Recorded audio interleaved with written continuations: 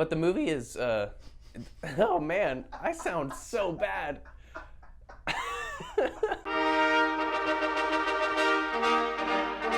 Hey guys, it's just me today because I'm the go-to no one wants to see these movies guy.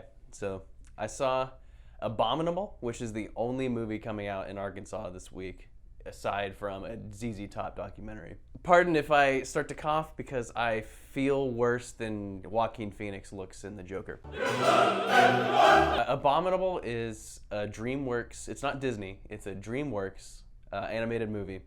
So if you know anything about Dreamworks, it usually focuses more on Donkey! Stuff like that, like Shrek.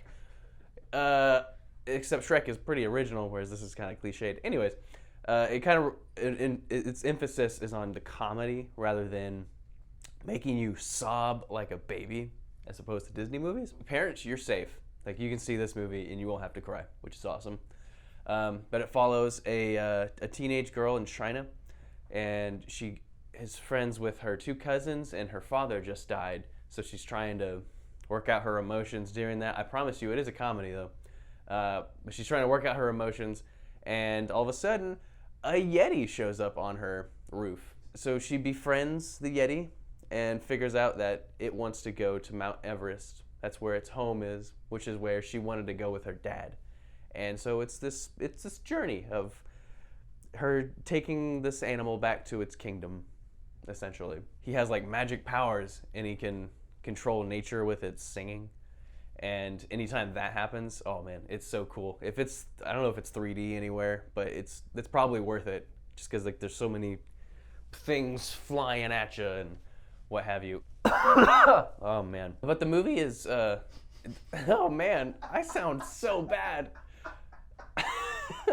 So there's not a lot of stars attached to this movie. The biggest star is Eddie Izzard, which if you're into British stand-up comics, you're good to go. And then Sarah Paulson. The two of them are the bad guys, quote unquote. That's it. It's the money's clearly spent on making it look as pretty as possible instead of the stars. The story is, as I said before, it's fine. Like, it focuses more on the jokes, and the jokes are pretty funny. There's a lot that adults will like here as well as kids. It's definitely aimed more toward kids because the Yeti burps and farts. So this movie, on the surface, sounds a lot like kind of Coco mixed with Moana, sort of. Not nearly as good as the both of them, but you know, she basically saves the day with the power of her violin, her music. Instead of a guitar in Coco, it's a violin. There's a really weird musical montage set to Coldplay's "Fix You," while like she's crying and like playing the violin. I thought it was bizarre. Because when you think of Yetis, you think of Coldplay. I think of Coldplay and Chris Evans, yeah. Get it? Oh, because it's called Yeti? Yeah. I'm also disappointed that there wasn't a single Yeti pun. Not a single one. But this movie is great to see with your kids, or if you need a fix of aw, because there's a lot of aw moments in this movie. Well, I'm trying to think of how to rate it. How many Let It Goes would you give it? How many Let It Goes would I give it? Oh boy. I'll give this a solid 7 Let It Goes, where it's it's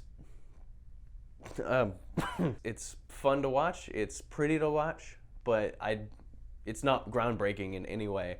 It's a solid kids movie that parents will also enjoy as well as the kids. And what's not to like?